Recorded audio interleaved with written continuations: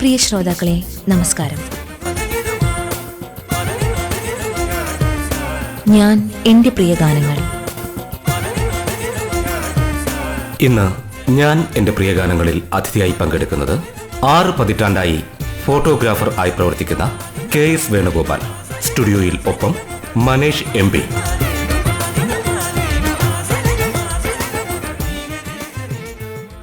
നമസ്കാരം പ്രിയ ശ്രോതാക്കളെ, ഞാൻ എൻ്റെ പ്രിയ ഗാനങ്ങളുടെ ഈ പുതിയ അധ്യായത്തിലേക്ക് ഏവർക്കും സ്വാഗതം. 6 പതിറ്റാണ്ടുകളായി ഓരോ അപൂർവ നിമിഷങ്ങളെ, പ്രിയപ്പെട്ട നിമിഷങ്ങളെ എല്ലാം ക്യാമറയിൽ ഒപ്പിയെടുക്കുന്ന അല്ലെങ്കിൽ ഒപ്പിയെടുത്തിട്ടുള്ള ഒരാളാണ്. അതും 1-2 കൊല്ലമല്ല, 6 പതിറ്റാണ്ട് ആയിട്ട് അത്തരം ഒരു പ്രവൃത്തിയിൽ ഏർപ്പെട്ടിരിക്കുന്ന ഒരാളാണ് ഇന്ന് നമ്മുടെ അതിഥി ശ്രീ KS വേണുഗോപാൽ. സ്വാഗതം സർ. സ്വാഗതം. ഈ 6 പതിറ്റാണ്ട് എന്നൊക്കെ പറയുമ്പോൾ ഒരു വലിയ കാലഘട്ടമാണല്ലോ. നമുക്ക് അതിൻ്റെ തുടക്കം മുതൽ ചെന്നാലോ? എപ്പോഴായിരുന്നു ക്യാമറ അല്ലെങ്കിൽ ഫോട്ടോഗ്രാഫി എന്നൊക്കെ പറയുന്നത് പരിചയപ്പെടുന്നത് ഈ നാടകത്തിൽ അഭിനയിക്കാനും അതിൽ അമച്ചർ ഇതിൽ ഉണ്ടാകുമ്പോൾ എൻ്റെ ഒരു സ്നേഹിതൻ ഒരു ക്യാമറ കൊണ്ടുവന്നു നാടകത്തിൻ്റെ 2-3 പടം എടുക്കാനായിട്ട്. അപ്പോൾ അതിൽ അദ്ദേഹം ഇങ്ങനെ കാണിച്ചപ്പോൾ നമ്മൾ അതിൽ ആ രൂപം കണ്ടു. അപ്പോൾ അതിൽ മനസ്സിനകത്തൊരു ആഗ്രഹം തോന്നി. അപ്പോൾ അദ്ദേഹം പറഞ്ഞു, ഫോട്ടോഗ്രാഫി പഠിക്കണമെന്നുണ്ടെങ്കിൽ വാ എന്ന് പറഞ്ഞു നേരെ എന്നെ വിളിച്ച് ആര്യശാല ജെമിനി സ്റ്റുഡിയോ അവിടെ കൊണ്ടാക്കി. അവിടെ ഒരു സേതുകുമാർ, അദ്ദേഹമാണ് എൻ്റെ ഗുരുനാഥൻ. അപ്പോൾ ഇത് 60-ലാണ്. അപ്പോൾ അദ്ദേഹം എൻ്റെ ഈ ക്യാമറ എടുത്ത് തന്നിട്ട് 2 പടം എടുക്കാൻ പറഞ്ഞു. അപ്പോൾ എൻ്റെ എന്തോ മനസ്സിൻ്റെ ഇതുകൊണ്ട് ഞാൻ 2 പടം എടുത്തു. പടം എടുത്തപ്പോൾ ഞാൻ അതുവരെ എടുത്തിട്ടില്ലാത്തൊരു മനുഷ്യനാണ്. എടുത്തപ്പോൾ അദ്ദേഹത്തിന് അത് ഇഷ്ടപ്പെട്ടു. അപ്പോൾ ഇനി പഠിക്കണം എന്ന് പറഞ്ഞു. അന്ന് നമ്മൾ ഗുരുനാഥനെ വെച്ചാണ് പഠിക്കുന്നത്. അപ്പോൾ ബെറ്റയും പാക്കും ഒക്കെ വച്ചു കൊടുത്ത് അദ്ദേഹത്തിന് കാലത്തൊട്ട് തൊട്ടാണ് ക്യാമറ എടുത്തെടുത്തു. അപ്പോൾ അത് കഴിഞ്ഞിട്ട് അദ്ദേഹം പറഞ്ഞ് നമ്മുടെ സിനിമാ നടൻ മുരളിയുടെ അച്ഛൻ വിഴിഞ്ഞത്തൊരു സ്റ്റുഡിയോ തുടങ്ങാൻ പോകണം. 61 ആഗസ്റ്റ് 17 ചിങ്ങ 1-ാം തീയതി ഞാൻ വിഴിഞ്ഞത്തെ ഒരു സ്റ്റുഡിയോയിൽ മുരളി സ്റ്റുഡിയോ അവിടെ വരണം. അവിടെ വന്ന് അവിടെ ഒരു 3-4 വർഷം അവിടെ ഉണ്ടായിരുന്നു. നമുക്ക് അതിലേക്ക് വിശദമായിട്ട് വരാം. അതിനു മുന്നേ ആദ്യം താങ്കളെ മോഹിപ്പിച്ച ഒരു ക്യാമറ ഉണ്ടല്ലോ, അത് ഏത് ക്യാമറ ആയിരുന്നു? മോഡൽ ഏതാണ് എന്നൊക്കെ ഓർമ്മയുണ്ടോ? ഏഷിക്ക B. അതാണ് എന്നെ ആദ്യമായിട്ട് മോഹിപ്പിച്ച ഒരു ക്യാമറ, ഏഷിക്ക B.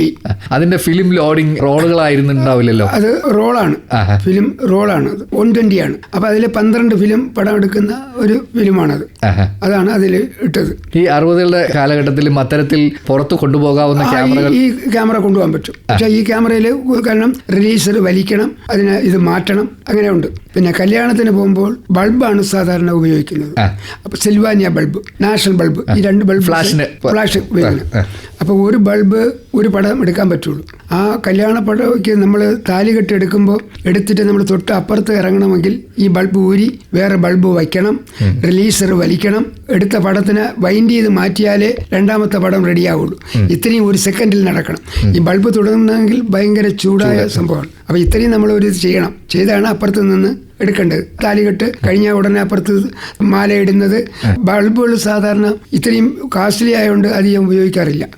ബാക്കിയെല്ലാം ഔട്ട്ഡോർ ആണ്. ഈ 4-5 ഇത് മാത്രമേ അതിനകത്ത് ഉപയോഗിക്കാറുള്ളൂ. ബാക്കിയെല്ലാം വെളിയിൽ. താലികെട്ട് അങ്ങനെയുള്ള പ്രധാനപ്പെട്ട ചടങ്ങുകൾ മാത്രം. തട്ടം കൊടുക്കുന്നത്, പിന്നെ വെളിയിൽ പിടിച്ച് നിരത്തുന്നത്, ഇതൊക്കെ ബൾബ്. ബാക്കിയെല്ലാം നമ്മൾ ഇതായിട്ട് എടുക്കുക. കഴിയുന്നത്ര ഔട്ട്ഡോർ തന്നെയാണ് എല്ലാം ചെയ്യുന്നത്. ജെമിനി സ്റ്റുഡിയോയിൽ വന്നു, ആദ്യത്തെ പടം എടുത്തതിനെ കുറിച്ച് പറഞ്ഞു. അന്ന് ഒരു ഫോട്ടോഗ്രാഫർ ആയിരിക്കുക എന്ന് പറയുന്നത് വെറുതെ ഒരു ക്ലിക്ക് ചെയ്യുന്ന വൈൻഡ് ചെയ്യുന്ന ആൾ മാത്രമല്ല, അയാൾ കംപ്ലീറ്റ് പ്രോസസ്സും അറിഞ്ഞിരിക്കുന്ന വെച്ചാൽ നമ്മൾ ഒരു ഫോട്ടോ എടുത്തു കഴിഞ്ഞാൽ അത് ഡാർക്ക് റൂമിൽ ഡെവലപ്പ് ചെയ്താൽ മാത്രമേ നമുക്കൊരു പടം കിട്ടിയെന്ന് പറയാൻ പറ്റുള്ളൂ.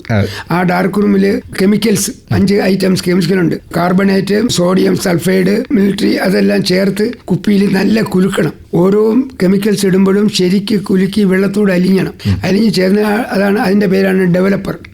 ഫിലിം കഴുകാനുള്ള. ഫിലിം കഴുകിയതിന് ശേഷം അടുത്തതാണ് ഹൈപ്പോ, ഫിക്സിംഗ് വാട്ടറാണ്. അപ്പൊ ഈ പടം എടുത്ത് ഒരു ഫിലിം കഴിയുമ്പോഴത്തേക്ക് 10 മിനിറ്റ് 15 മിനിറ്റ് ഒക്കെ ഉണ്ട്. ഈ മിനിറ്റ് നമ്മൾ മനസ്സിൽ കണ്ട് എണ്ണി വേണം ഫിലിം. അത് ഇരുട്ടാണ്, അന്ധകാരമല്ലേ. അന്ധകാരത്തിൽ നമ്മൾ ആദ്യം നോക്കി വെക്കും ഇന്ന സാധനങ്ങളിലെടുത്ത് അതിനെ ഉടനെ മനസ്സിനകത്ത് കയറ്റിയിട്ട് ഇത് ചെയ്ത് നോക്കി കുറെ ഫിക്സിങ് ആയതിനു ശേഷമേ ലൈറ്റ് ഇടാൻ പറ്റുള്ളൂ. ആദ്യം ചിത്രം എടുക്കുമ്പോൾ തന്നെ ചിത്രം ഫോട്ടോഗ്രാഫറുടെ മനസ്സിലാണ് ആദ്യം ഉണ്ടാകുന്നതെന്ന് പൊതുവെ ഇന്നത്തെ കാലത്ത് ആലങ്കാരികമായി പറയും. പക്ഷേ താങ്കൾ ഫോട്ടോ എടുത്തു തുടങ്ങുന്ന കാലത്ത് അത് ശരിക്കും അങ്ങനെ തന്നെ ആയിരുന്നില്ലേ? തീർച്ചയായിട്ടും. നമ്മളിപ്പോൾ ഈ ഫോട്ടോ അങ്ങേക്ക് കൊടുക്കുക, എനിക്കും എല്ലാവർക്കും കൊടുക്കുക, അതല്ല, ഫോട്ടോയുടെ ആ ജീവൻ ഉണ്ടാവണം. കാരണം ഒരു താലി കിട്ടുന്ന കഴിഞ്ഞാൽ താലി എടുത്ത് ആ കഴുത്തിൽ ഇങ്ങനെ വയ്ക്കുന്നതാണ് അതിൻ്റെ ഇത്. അല്ലാതെ താലി ഇങ്ങനെ കൊണ്ടുപോകുന്നതല്ല. താലി എടുത്ത് അങ്ങ് വയ്ക്കണം. ഇപ്പോൾ ഫോട്ടോഗ്രാഫി ഒരിക്കലും മാറ്റാൻ പറ്റാത്തൊരു സംഭവം. എല്ലാത്തിൻ്റെയും ഉദാഹരണം ഫോട്ടോഗ്രാഫറാണ്. ജെമിനി സ്റ്റുഡിയോയിൽ നിന്ന് പിന്നെ മുരളി സ്റ്റുഡിയോയിലേക്ക് വന്നു. എപ്പോഴാണ് സ്വന്തമായിട്ടൊക്കെ ഫോട്ടോ എടുത്ത് തുടങ്ങുന്നത്? ജെമിനി സ്റ്റുഡിയോയിൽ നിന്ന് തന്നെ തുടങ്ങിയായിരുന്നു? അത് ജെമിനി സ്റ്റുഡിയോയിൽ തുടങ്ങി. കാരണം എൻ്റെ വീട്ടിൻ്റെ അടുത്തുള്ള ഔട്ട്ഡോറിലുള്ള അമ്മച്ചിമാരെയും വീട്ടിലെ കുറെ ആളുകളെ പിടിച്ചിരുത്തി ഫോട്ടോ എടുക്കാനും ഇതെല്ലാം ജെമിനി സ്റ്റുഡിയോയിൽ നിന്ന്. ഏഷിക്ക ബി ക്യാമറ, അത് കഴിഞ്ഞിട്ട് ഏഷിക്ക മാറ്റ് എന്ന് പറഞ്ഞാൽ ഏഷിക്ക ബിയിലാകുമ്പോൾ റിലീസർ വലിക്കണം.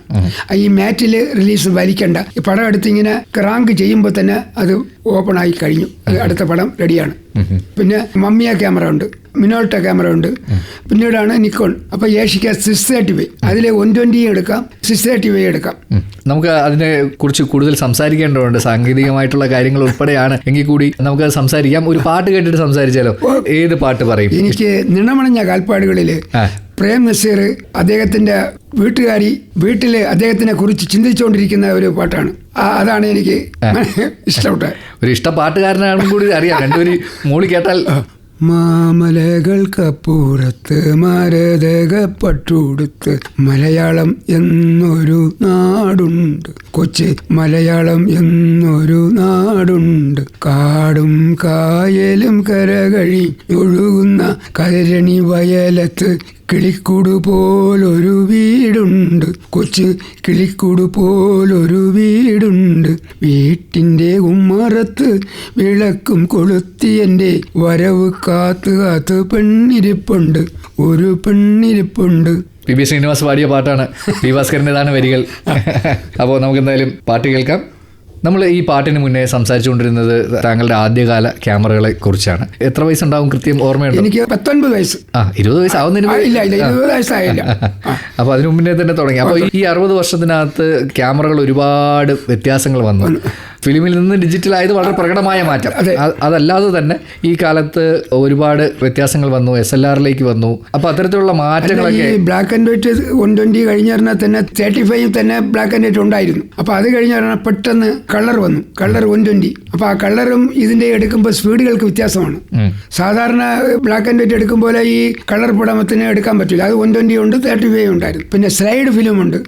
പിന്നെ ഒരു പടം നമ്മളെടുത്ത് കഴുകിയെടുത്ത് അതിനെ ടച്ചിങ് ഫിനിഷിങ് ചെയ്ത് അതിനെ പ്രിന്റിംഗ് ബോക്സിൽ വെച്ച് അത് മീതെ പേപ്പർ വെച്ച് താഴെ നടി ലൈറ്റ് ഇട്ടാണ് ഒരു പാസ്പോർട്ടിന് ഒരു ടെസ്റ്റ് അടിച്ച് നോക്കുമ്പോൾ ഇത്ര സെക്കൻഡ് എന്ന് പറഞ്ഞാൽ ആ ഇത് പ്രസ്സിങ് കറക്റ്റ് ആയിരിക്കണം.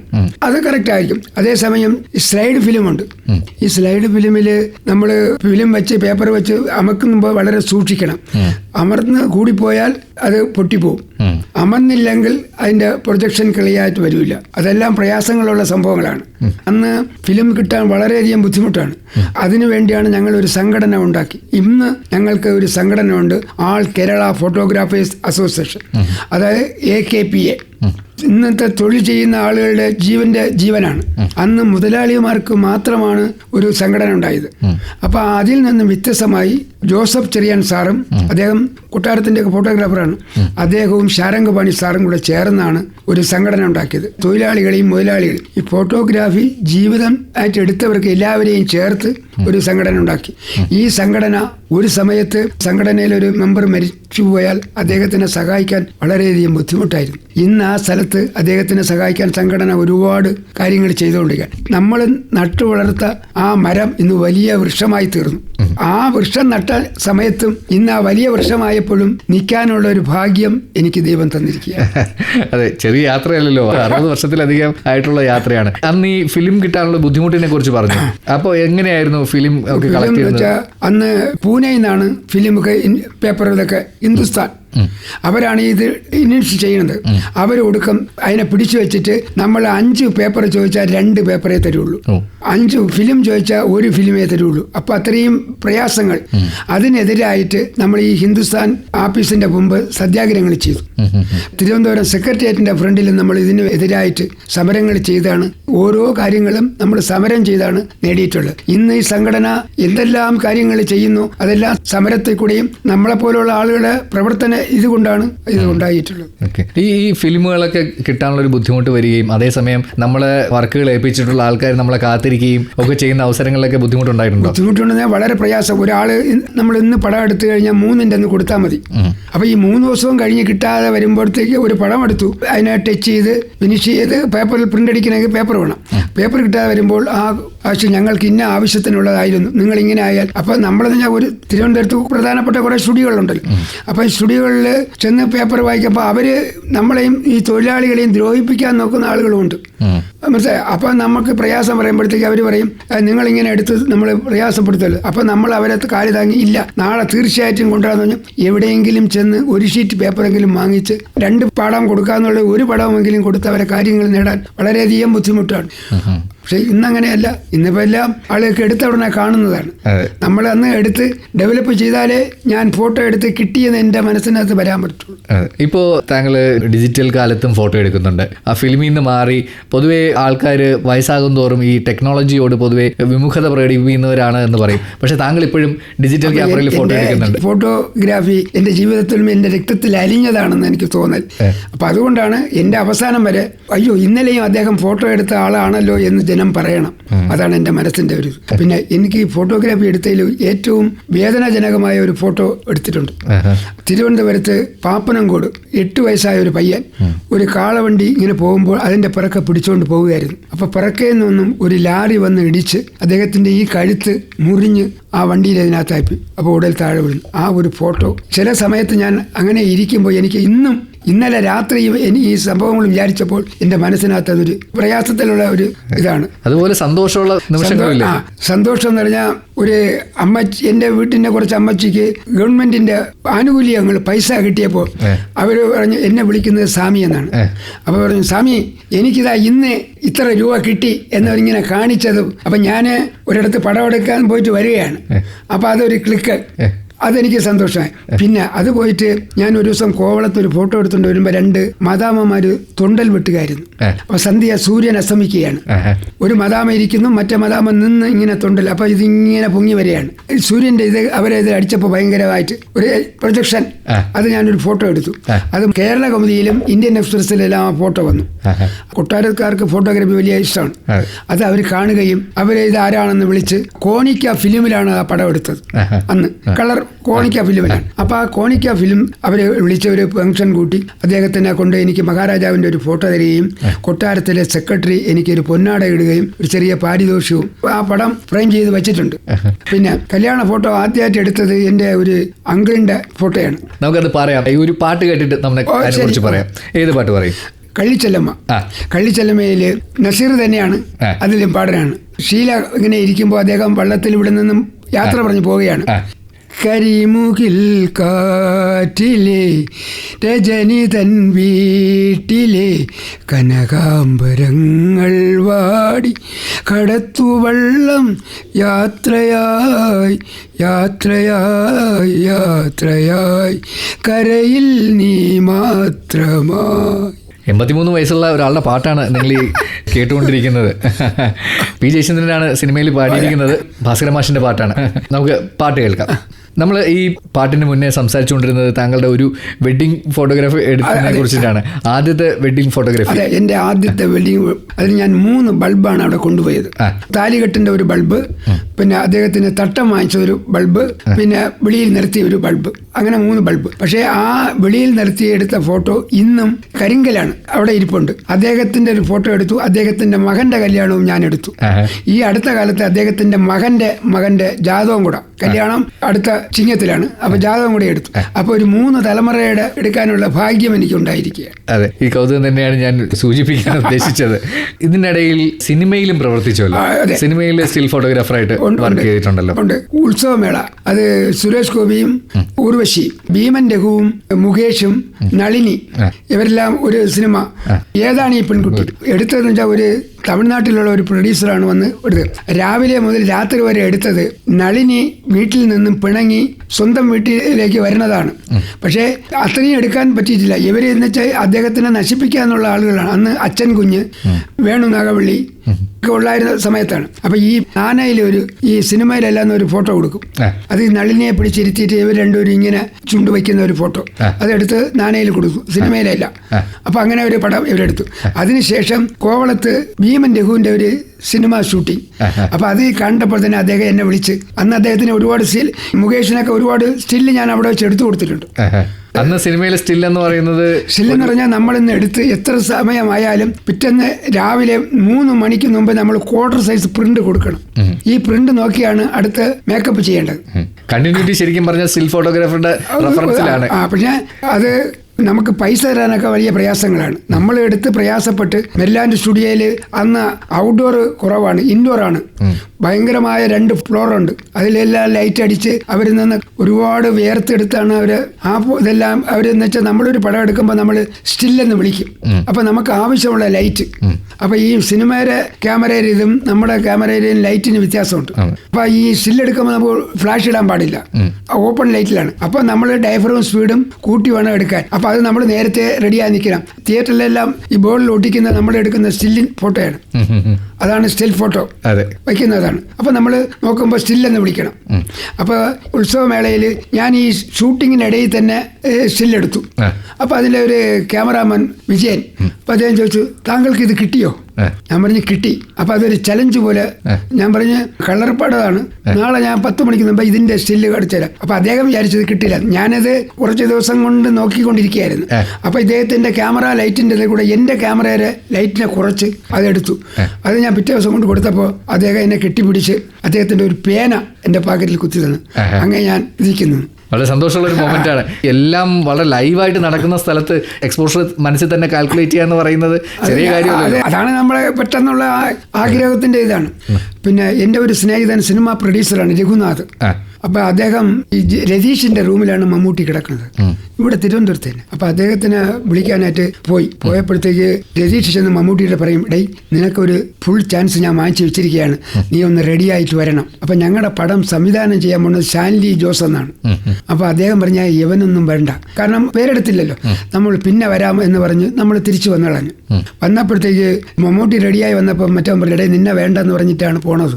അപ്പം അദ്ദേഹം പറഞ്ഞു, ആ പോട്ട്, ഞാൻ കറുത്ത തുണി കൊണ്ട് രക്ഷപ്പെട്ടോളാന്ന് പറഞ്ഞു. അത് കഴിഞ്ഞ് 1 വർഷം കഴിഞ്ഞപ്പോൾ മമ്മൂട്ടിക്ക് തൃഷ്ണ എന്നൊരു പടം ഹിറ്റായി.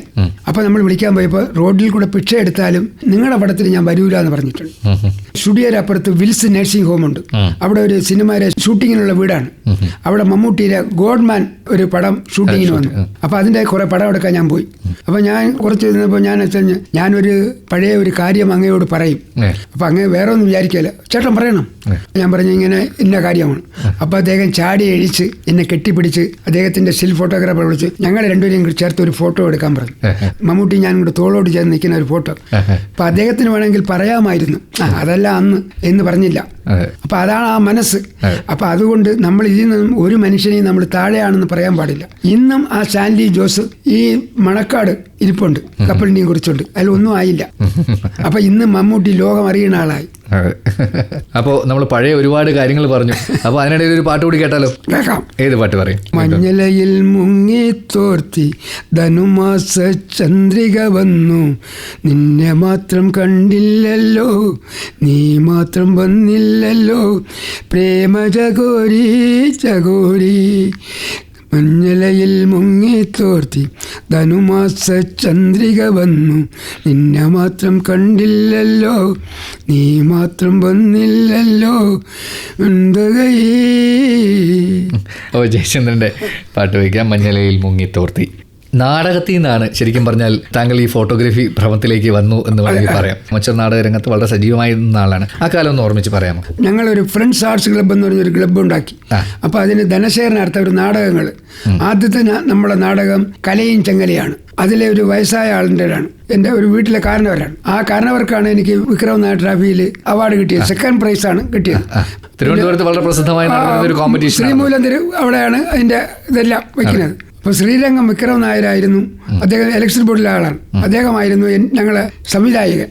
അപ്പം എൻ്റെ ആ ഇത് കണ്ട് എന്നെ കുറച്ചുകൂടെ പ്രോത്സാഹിപ്പിച്ച്. പിന്നെ ജീവിതം ഒരു കൊടുങ്കാറ്റാണ്, അതിൽ ഒരു തൊഴിലാളിയായിട്ടാണ്. ഒരു അച്ഛന് 2 മക്കൾ. അതിൽ എൻ്റെ ചേട്ടൻ വളരെ ക്രൂരനായിട്ടുള്ളതാണ്. അപ്പം എൻ്റെ ചേട്ടത്തി അമ്മയായിട്ടാണ് രുക്മിണി അമ്മ, സിനിമാ നടിയാണ്.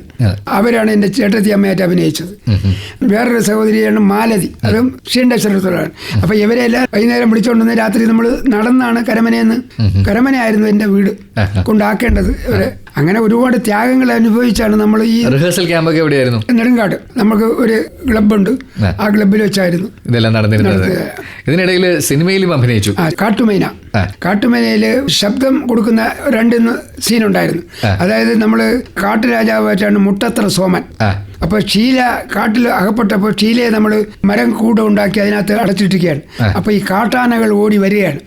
അപ്പൊ ഞാൻ പറയാണ്, മഹാരാജാവേ, നമ്മുടെ കാട്ടാന കൂട്ടം വന്ന് കാട്ടുറാണിയെ അതാ ഉപദ്രവിക്കുന്നു, തുറന്നു വിടാം എന്ന് പറഞ്ഞ് കൂട് തുറന്ന് ഷീലയെ പിടിച്ചുകൊണ്ട് വരുന്ന ഒരു സീനാണ്.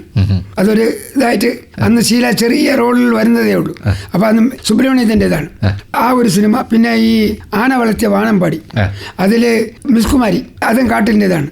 കാട്ടിൽ നിന്ന് വരുമ്പോൾ അവരെ ഒരു കൊച്ചുകുട്ടി ഇങ്ങനെ കിടക്കുമ്പോൾ നമ്മളെ കുറെ ആളുകൾ ഇങ്ങനെ നോക്കിക്കൊണ്ട് നിൽക്കുന്നത്. പിന്നെ ശ്രീരാമ പട്ടാഭിഷേകം, അത് അഭിനയിക്കുമ്പോൾ തിക്കുറിശി സുകുമാരൻ നായരാണ് രാജാവ്. അവരെല്ലാം നമ്മൾ കാട്ടിലിരുന്ന് ആഹാരം കഴിച്ചുകൊണ്ടിരിക്കുമ്പോൾ ശ്രീരാമൻ സീതയെ കല്യാണം കഴിച്ചു കൊണ്ടുവരികയാണ്. അത് മൂക്കുന്നി മലയിൽ വെച്ചാണ് അതിൻ്റെ ഷൂട്ടിംഗ് ആയിരുന്നു.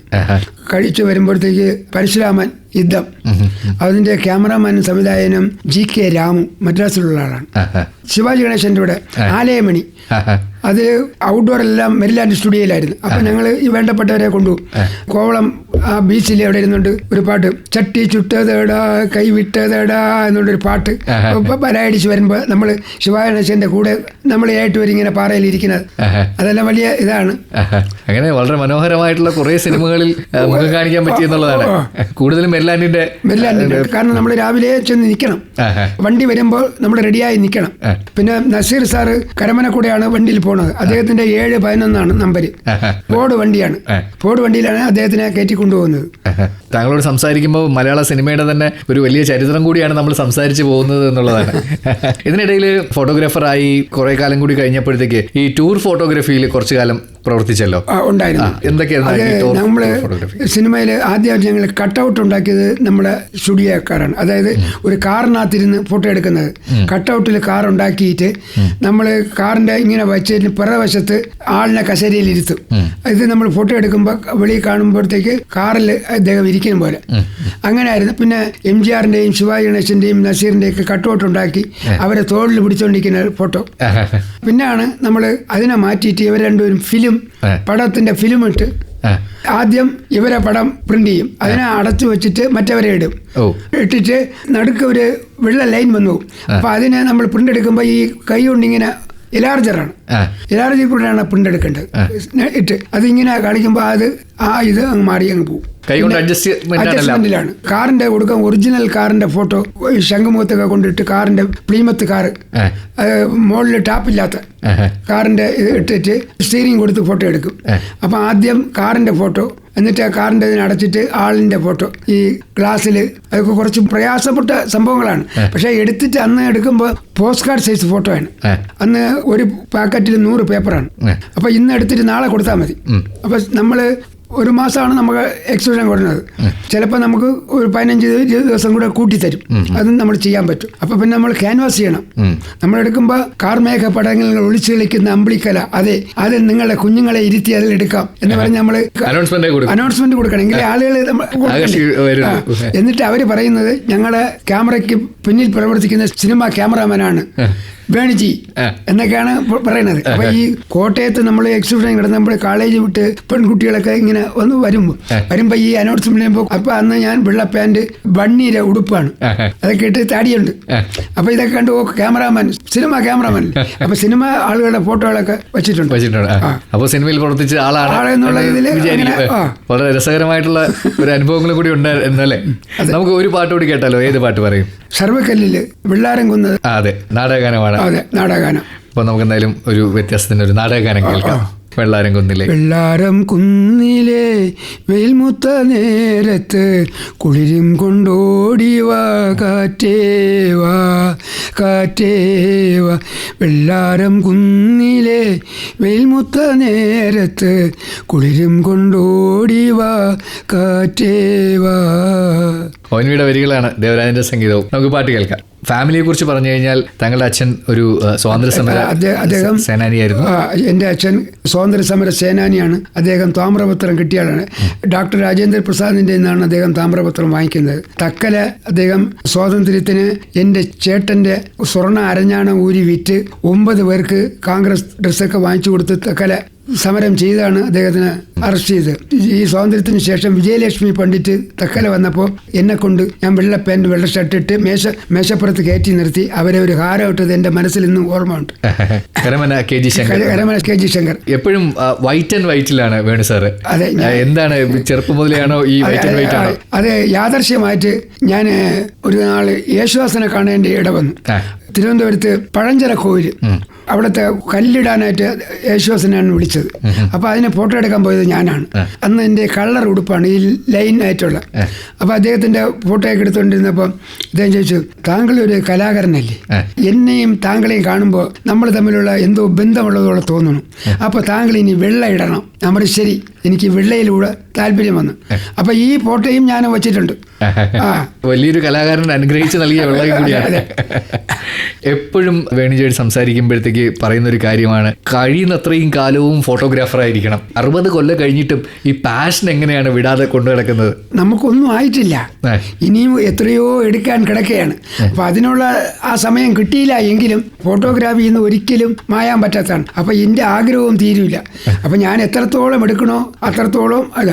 ജനിച്ച ആ കുട്ടിയുടെ ചോറ് കൊടുക്കുന്നത് ഞാൻ ഫോട്ടോ എടുത്തിട്ടുണ്ട്. ആ കുട്ടി വലുതായി പ്രായം ചെന്ന് എടുത്തു. ആ കുട്ടിയുടെ കല്യാണം പോലും എടുക്കാൻ പറ്റി. എനിക്ക് ചെറിയ പൂജാകർമ്മങ്ങളുണ്ട്. എന്നെ സ്വാമി എന്നാണ് അറിയപ്പെടുന്നത്.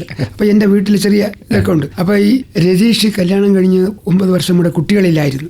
അപ്പൊ എൻ്റെ നടയിൽ വരികയും എൻ്റെ അമ്മ അനുഗ്രഹിക്കുകയും, അപ്പൊ എൻ്റെ നടയിൽ ഒരുപാട് ആളുകൾ വരികയും പോവുകയും ചെയ്തു. അപ്പൊ എൻ്റെ തൊഴിൽ അതല്ല എന്ന് പറഞ്ഞുകൊണ്ട് വിജയ് തമ്പി എൻ്റെ നടയിൽ വന്നാണ് ആദ്യമായിട്ട് സിനിമയ്ക്ക് സ്വന്തമായിട്ട് ചെയ്യാൻ അഡ്വാൻസ് വാങ്ങിക്കുന്നത്. ഇനിയും എടുക്കണമെന്ന് ആഗ്രഹിക്കുന്ന സാറിന്റെ മനസ്സിൽ അങ്ങനെ എന്തെങ്കിലും ഉണ്ടോ? പടം എടുക്കണമെന്ന് ആഗ്രഹമുള്ള ചില നിമിഷങ്ങൾ? പിന്നെ ഇതിനിടയിൽ ഞാനൊരു പടം കൂടെ എടുത്തിട്ടുണ്ട്. അച്യുത മേനോൻ പിന്നെ മുഖ്യമന്ത്രി ആയിരിക്കുമ്പോൾ വിഴിഞ്ഞ ഹാർബറിൽ കൂടെ അദ്ദേഹം നടന്നു വരുമ്പോൾ തിരയടിക്കുകയാണ്. വർഷങ്ങൾക്ക് മുമ്പ് മുഖ്യമന്ത്രിയാണ്. അപ്പൊ ഇതിന്റെ വരുമ്പോഴത്തേക്ക് തിരയടിച്ച് ഇങ്ങനെ പൊങ്ങണമ്പോൾ ഞാനൊരു ഫോട്ടോ എടുത്തു. അത് ഭയങ്കരമായ ഒരു ഫോട്ടോയാണ്. ആ ഫോട്ടോയും പിന്നെ ഹാർബറിന്റെ വിഴിഞ്ഞ ഹാർബറിന്റെ ഞാൻ ക്രിസ്ത്യാനികളുടെ ഒരു പള്ളിയിൽ അവിടെ നിന്നുകൊണ്ട് ഈ ഹാർബറിൻ്റെ കംപ്ലീറ്റ് ആയിട്ട് വ്യൂ എടുത്ത് ഒരു എലാർജ്മെൻറ്റ് ചെയ്ത് അത് വിഴിഞ്ഞ ഹാർബറിനകത്ത് വെച്ചിട്ടുണ്ട്. വലിയ എലാർജ്മെൻറ്റാണ്. അത് വളരെ ഭംഗിയായിട്ട് ഇതിൽ 3 രീതികളെടുത്ത് ഒന്നിച്ച് ആക്കി ഒറ്റ ഫോട്ടോ ആയിട്ട് കൊടുത്തു. അതിന് ആ എഞ്ചിനീയർ എനിക്ക് അവാർഡൊക്കെ തന്നിട്ടുണ്ട്. ആ ഫോട്ടോ ഹാർബറിൽ ഉണ്ടായിരുന്നു, പിന്നീടൊന്നും കണ്ടിട്ടില്ല. ഈ അന്നുള്ള ഒരു പരിമിതി അതായിരുന്നല്ലോ, നമുക്ക് ലെൻസുകളൊന്നും ഉണ്ടായിരുന്നില്ല. ഇന്നിപ്പോൾ നമുക്ക് വൈഡ് ലെൻസുകൾ അവൈലബിൾ ആണ്. അന്ന് ഏറ്റവും കൂടുതൽ ആൾക്ക് ഇഷ്ടപ്പെട്ട ടെസാർ ലെൻസ്, അതൊക്കെയാണ് ലെൻസുകൾ. ഇന്ന് അതല്ല, ക്ലോസപ്പ് ലെൻസ്, ഷൂട്ട് ലെൻസ്, അതെല്ലാം ഇന്ന് നമുക്ക് സ്പെഷ്യലൈസ് ചെയ്ത ലെൻസ് ഉണ്ട്, നമുക്ക് വലിയ അപ്പർച്ചർ ലഭ്യമാണ്. ഉണ്ട്. അതെല്ലാം ഞാനൊരു കല്യാണം എടുക്കാൻ പോയപ്പോഴത്തേക്ക് ഒരാള് മമ്മിയ ക്യാമറയും വലിയ ഫ്ലാഷും ആയിരുന്നു. എൻ്റെ ഏഷിക്കായിരുന്നു. അപ്പൊ എന്റെ മനസ്സിനകത്ത് എനിക്കൊരു പ്രയാസം പോലെ തോന്നി. എങ്കിലും ഞാൻ വിചാരിച്ചു അദ്ദേഹത്തിന്റെ വലിയ ക്യാമറയാണെങ്കിലും എന്റേത് ചെറുതായിട്ടും കുഴപ്പമില്ല. പക്ഷേ ദൈവത്തിന്റെ കൃപയുണ്ട്, ഞാൻ താലി കെട്ട് എല്ലാം എടുക്കുകയാണ്. അദ്ദേഹം താലി കെട്ടി എടുത്തതിന് ശേഷം അദ്ദേഹത്തിന്റെ ക്യാമറയും ഫ്ലാഷും വർക്ക് ചെയ്യുന്നില്ല. ഞാൻ ബാക്കിയെല്ലാം എടുത്തു. അദ്ദേഹം ഇറങ്ങിയതിന് ശേഷമാണ് അത് വർക്കായത്. അദ്ദേഹം ബാബയിലെ ഫോട്ടോഗ്രാഫറാണ്. ഈ 5 പടം ഞാൻ അദ്ദേഹത്തിന് കൊടുക്കേണ്ടി വന്നു. അപ്പൊ ഇത് എന്റെ മനസ്സിൽ തോന്നിയാണ്. എന്നെ കണ്ടപ്പോൾ അദ്ദേഹം എന്ന് നിസാരനായിട്ട് കണ്ടിരിക്കും എന്ന് എന്റെ മനസ്സിൽ തോന്നിയാണ്. ഞാൻ ഉടൻ തന്നെ അടുത്ത ക്യാമറയും മാറ്റി ലെൻസും പ്രിൻസ് സ്റ്റുഡിയോ അവിടെ ജോലി ചെയ്യുമ്പോഴാണ് ഈ സംഭവം. അടുത്ത് തന്നെ മുതലാളി പ്രിൻസ് സ്റ്റുഡിയോയിൽ ഇത് വാങ്ങിച്ചത്. എത്ര സ്റ്റുഡിയോകളിൽ ജോലി ചെയ്തിട്ടുണ്ടാവും? ഞാൻ പാരമൗണ്ട് സ്റ്റുഡിയോയിൽ ജോലി ചെയ്തിട്ടുണ്ട്. പാരമൗണ്ടിൽ മുതലാളി ഇന്നത്തെ സുരേഷ്, അദ്ദേഹം മാർവാൻസിൽ പഠിച്ചുകൊണ്ടിരിക്കുമ്പോഴാണ്. അപ്പൊ അച്ഛൻ മകന്റെ മകനാണ്. അപ്പൊ ഇപ്പൊ കളർ ലാബ് തകരപ്പറമ്പിനോട് തുടങ്ങിയപ്പോഴത്തേക്ക് ഞാൻ ആ ഉദ്ഘാടനത്തിന് വിളിച്ചു പോയിരുന്നു. അപ്പൊ കുട്ടികളുടെ അച്ഛൻ പറഞ്ഞു, എടേ ഇദ്ദേഹം സ്വാമി നിന്റെ അച്ഛൻ പഠിക്കുമ്പോഴേ എൻ്റെ സ്റ്റുഡിയോയിലുള്ള ആളാണ്. അപ്പോൾ നീ അദ്ദേഹത്തിനെ കാണുമ്പോൾ ആ രീതിയിൽ വേണം കാണാൻ. അപ്പോൾ പറഞ്ഞില്ല, അപ്പൂപ്പനെ ഞാൻ അങ്ങനെ തന്നെ കാണുള്ളൂ. അപ്പോൾ അച്ഛനായി മകന്റെ മകനാണ് ഇപ്പോൾ നടത്തുന്നത്. അതേപോലെ ബാവയില് ബാലുവിന്റെ അച്ഛൻ്റെ കൂടെ ഞാൻ ജോലി ചെയ്തിട്ടുണ്ട്. ഡാർക്ക് റൂം വർക്ക് മിനർവയിൽ. തിരുവനന്തപുരത്തിന്റെ ഫോട്ടോഗ്രാഫി ചരിത്രത്തിൽ പണ്ട് കൊട്ടാരം ഫോട്ടോഗ്രാഫർ ഉണ്ടായിരുന്നു, ശിവറാം സ്റ്റുഡിയോ, സെന്റ് ജോസഫിന്റെ അടുത്ത്. ഫോട്ടോ എടുക്കാനായിട്ട് നിന്ന് അദ്ദേഹം ആരെയും സമ്മതിപ്പിക്കില്ല. അദ്ദേഹം ഇങ്ങനെ വെള്ള ജുബേ അദ്ദേഹം ഇടുള്ളൂ. അദ്ദേഹം ഇങ്ങനെ തടുത്തൊക്കെ നിൽക്കും. എങ്കിലും അദ്ദേഹത്തിന്റെ അടുത്ത് ഒരു ഫംഗ്ഷന് ഞാൻ എടുക്കാൻ പോയപ്പോൾ അദ്ദേഹം എന്നെ ഇങ്ങനെ നോക്കിയിട്ട് പറഞ്ഞു, അതെടുക്കണം ഇതെടുക്കണം അദ്ദേഹം പറഞ്ഞു തന്നു.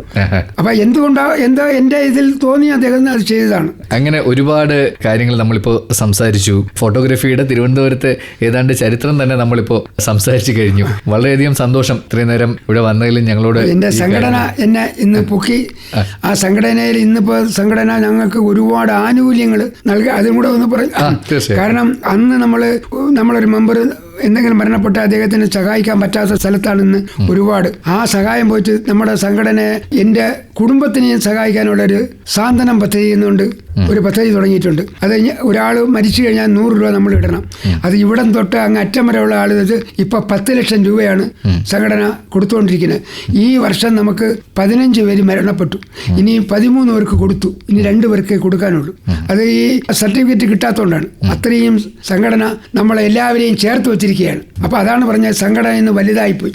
വലുതെന്ന് പറഞ്ഞാൽ നമുക്ക് പിടിക്കാൻ പറ്റൂല, പിടി കിട്ടാത്ത എത്രയും രോഗം. അപ്പോൾ ആ സംഘടനയിൽ അന്ന് ഉണ്ടാക്കിയ അവര് എല്ലാം തീഷ്മയോടുകൂടി കുഞ്ഞുങ്ങൾ നല്ല ഇതായിട്ട് വരണമെന്നുള്ളതിൽ അവർ ചെയ്തു. അവരെ ഇത് പിന്തുടർന്ന് ഞാൻ നിന്നു. അവരെ കൂടെയും പ്രവർത്തിക്കാൻ പറ്റും, ഇന്നത്തെ കുട്ടികളുടെ കൂടി നിൽക്കാൻ പറ്റി. അതിന് സർവശക്തനോട് കൊടുക്കണം. ഇത്രയും നേരം എൻ്റെ ഇത് കേട്ടിരുന്ന നിങ്ങൾക്കും എല്ലാവർക്കും എൻ്റെ ഹൃദയം നിറഞ്ഞ നന്ദി ഞാൻ അറിയിക്കും. നന്ദി. 6 പതിറ്റാണ്ടായി ഫോട്ടോഗ്രാഫറായി പ്രവർത്തിക്കുന്ന KS വേണുഗോപാൽ അതിഥിയായി പങ്കെടുത്ത ഞാൻ എൻ്റെ പ്രിയഗാനങ്ങളാണ് ഇതുവരെ കേട്ടത്. ഞാൻ എൻ്റെ പ്രിയഗാനങ്ങൾ. നിർവഹണം മനേഷ് MP. നിർവഹണ സഹായം വിഷ്ണുമോഹൻ വെള്ളനാട്.